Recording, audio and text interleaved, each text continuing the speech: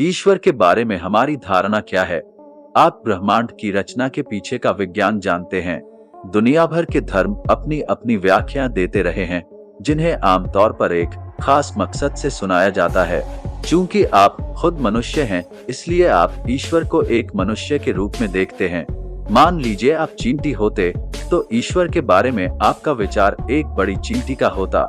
जरूरी नहीं है कि उसे सही आंकड़ों के रूप में प्रस्तुत किया जाए, बल्कि उसे एक खास इरादे के साथ बताया जाता है। विज्ञान का कहना है कि एक बिग बैंग यानी एक बहुत बड़ा धमाका हुआ और धुंधली गैसें ठोस होती गईं। फिर इस ब्रह्मांड की रचना हुई। ये तथ्य के आधार पर सही है। कोई और कहता है कि ईश्वर ने सारा ब्रह्मांड बनाया, जो तथ्य नहीं है मगर सत्य है। जब हम कहते हैं कि ईश्वर ने ब्रह्मांड की रचना की, तो पहला सवाल यह है कि ईश्वर के बारे में हमारी धारणा क्या है। हमारे दिमाग में ईश्वर का ख्याल कैसे आया? हमने ईश्वर का आविष्कार क्यों किया? सिर्फ इसलिए क्योंकि हमारे पास ब्रह्मांड के निर्माण के लिए कोई स्पष्टीकरण नहीं था। तो आखिर जो सारा ब्रह्मांड हम देख रहे हैं, उसे किसने बनाया? इसका सबसे सरल स्पष्टीकरण यह है कि दुनिया से परे की किसी चीज ने इसे बनाया। आपने और मैंने इस धरती को नहीं बनाया, ये बिल्कुल स्पष्ट है। फिर इसे बनाया किसने? चूंकि हम इंसान हैं, तो हमने सोचा कि वह कोई बहुत बड़ा इंसान होगा। अगर आप भैंस होते, तो आपको लगता कि उसके पीछे किसी बहुत बड़ी भैंस का हाथ होगा। चूंकि आप खुद मनुष्य हैं, इसलिए आप ईश्वर को एक मनुष्य के रूप में देखते हैं। मान लीजिए आप चींटी होते, तो ईश्वर के बारे में आपका विचार एक बड़ी चींटी का होता। ईश्वर इस ब्रह्मांड का आधार है, तो ईश्वर को हम जो भी रूप देते हैं, वह हमारी प्रासंगिकता के मुताबिक है। मगर मुख्य रूप से हम ये स्वीकार करते हैं कि दुनिया से परे की किसी चीज ने इसकी रचना की है। इसमें कोई संदेह नहीं है। आप चाहे उसे ईश्वर कहें, शिव कहें, राम कहें, चाहे जो भी कहें, मुख्य रूप से वह इस ब्रह्मांड का आधार है, जिसके लिए आप उसके सामने झुकते हैं, क्योंकि वह आपसे परे है। मगर वह परे की चीज क्या है, इसे लोग अपने तरीके से समझाने की कोशिश करते हैं, मगर कोई समझा नहीं पाया और उसे समझाया भी नहीं जाना चाहिए। हमसे परे के किसी आयाम ने इसे बनाया, ये एक वास्तविकता है। दूसरी वास्तविकता यह है कि जब आप पैदा हुए थे, तो आप ऐसे नहीं थे। आपके पास एक छोटा सा शरीर था। फिर यह शरीर इतना बड़ा कैसे हुआ? इसका निर्माण अंदर से होता है या बाहर से? अंदर से। आप भोजन के रूप में कच्चा माल इसे दे रहे हैं, मगर चाहे आप कुछ भी खाएं, वह भोजन इंसान बन जाता है। यानी इसमें एक खास बुद्धि, काबिलियत और ऊर्जा है, जो रोटी के एक टुकड़े को इंसान बनाने में सक्षम है। आप चाहे कुछ भी खाएं, वह चीज इंसान बन जाता है।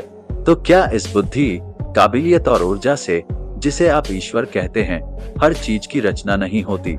इस अस्तित्व के आधार को आप ईश्वर कहते हैं। यह सिर्फ एक शब्द है।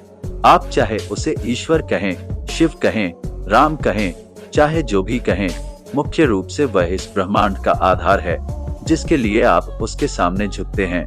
ब्रह्मांड का आधार हर इंसान में है, तो क्या वह अभी आपके अंदर भी सक्रिय है? आपके शरीर के अंदर आपका लिवर जो काम कर रहा है, क्या उसे आप चला रहे हैं, या कोई और चीज उसे चला रही है? जिस ऊर्जा ने इसे बनाया, वही इसे चला रही है, आप नहीं। जीवन की हमारी धारणा बहुत मानव केंद्रित है, इसलिए हम सोचते हैं कि ईश्वर एक बड़ा और महान इंसान है।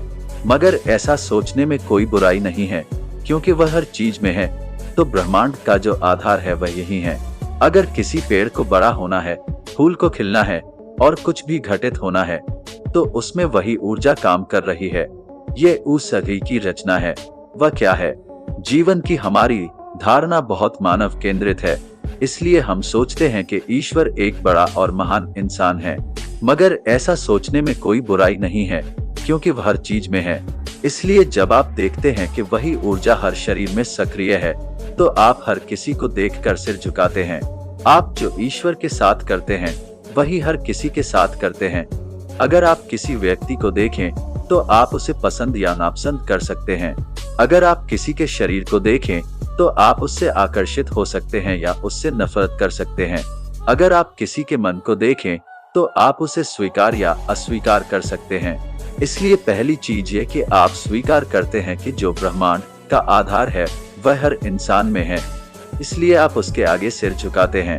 ब्रह्मांड का स्रोत हर चीज में सक्रिय है, इसीलिए आप सिर्फ किसी व्यक्ति विशेष के आगे ही सिर नहीं झुकाते, बल्कि आप किसी गाय, कुत्ते, चींटी, चट्टान या पेड़ को देखते हैं तो उसके आगे भी झुकते हैं, क्योंकि ब्रह्मांड का स्रोत हर चीज में सक्रिय है। अगर आप चाहें तो उसका अनुभव कर सकते हैं मगर उसे समझा नहीं सकते। व्याख्या मूर्खतापूर्ण है। व्याख्या और दलीलें अपने अहं को संतुष्ट करने के लिए होती हैं। ब्रह्मांड के पीछे की बुद्धि यहाँ भी मौजूद है। अगर आप सोचना चाहते हैं तो एक तरीका यह है कि ईश्वर वह ऊर्जा है जिसने हर चीज की रचना की। सोचने का दूसरा तरीका यह है कि ईश्वर वह बुद्धि है जो हर चीज को बनाती है, क्योंकि उसकी बुद्धि अद्भुत है। इतने सारे विज्ञान के बावजूद हम एक पत्ता तक नहीं बना सकते, हम वास्तव में एक परमाणु तक नहीं बना सकते। इसलिए ब्रह्मांड के पीछे की बुद्धि इतनी अद्भुत है कि अगर आप बुद्धि के प्रशंसक हैं तो उसे बुद्धि कहेंगे, अगर आप ऊर्जा के प्रशंसक हैं तो इसे जबरदस्त ऊर्जा कहेंगे, अगर आप आकारों और रूपों के प्रशंसक हैं तो आप इसे पुरुष, स्त्री या और कुछ कहेंगे। तो मुख्य बात यह है कि आपके बोध से परे एक आयाम, बुद्धि और ऊर्जा है जो हर चीज को चला रही है, मगर वही ऊर्जा, बुद्धि और काबिलियत आपके अंदर भी है, इसलिए वह आपके बोध के परे भी नहीं है। अगर आप चाहें तो उसका अनुभव कर सकते हैं मगर उसे समझा नहीं सकते। व्याख्या मूर्खतापूर्ण है। व्याख्या दलीलें अपने अहं को संतुष्ट करने के लिए होती हैं, मगर उसका अनुभव करने में हर इंसान सक्षम है।